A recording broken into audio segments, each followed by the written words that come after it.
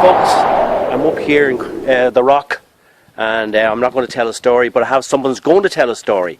And while I'm here, just to go on Mary Wood's page, her blog, and just to let you know, Mary Woods, she lives 5 miles that direction, up in Hollyford.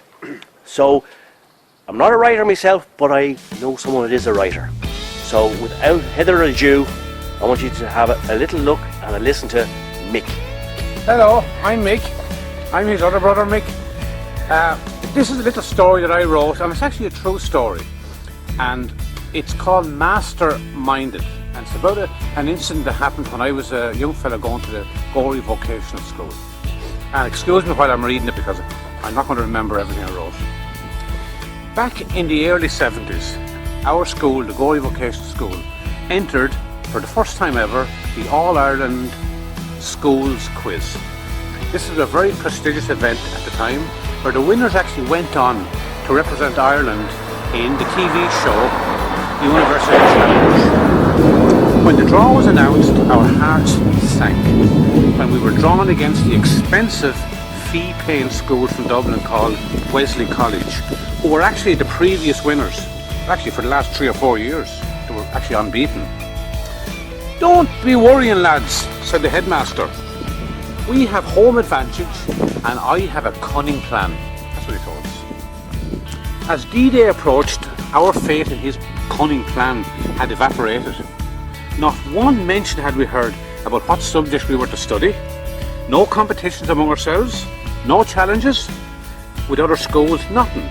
It was as if the head man had totally forgotten about our upcoming intellectual slaughter. Anyway, the day arrived. It was Friday the 13th. Have to be, wouldn't it? Wesley College were due to arrive by bus at 1 o'clock. So the pupils and the teachers were told by the general to meet in the assembly hall at 12:30. A little bit late now, we thought, sir.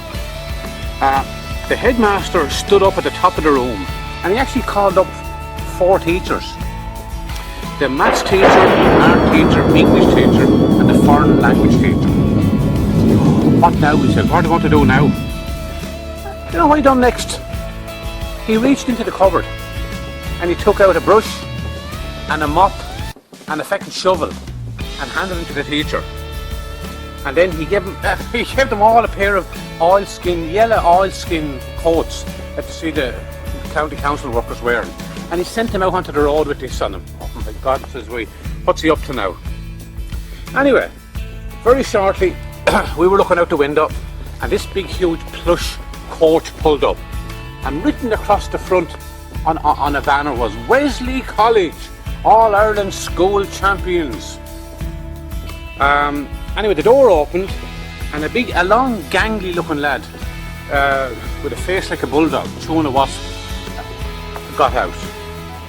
And he called out to one of the workers sweeping the street. "My good man," he said, "is this the Gorey Vocational College?" Anyway, focus. Stop. The teacher he spoke to came over to him, wiped the sweat from his brow after cleaning the chewing gum off the streets, and he started to answer the man from Wesley College in Latin. Yes, man, another teacher stopped and came over to him and started explaining to him the importance of Pythagoras' theory in the execution of the shovel. Next minute, another teacher came over, our teacher came over, and started explaining to him about the Renaissance and the part that the yard brush had in some of the great masterpieces. And then the 4th teacher came over and started talking to him about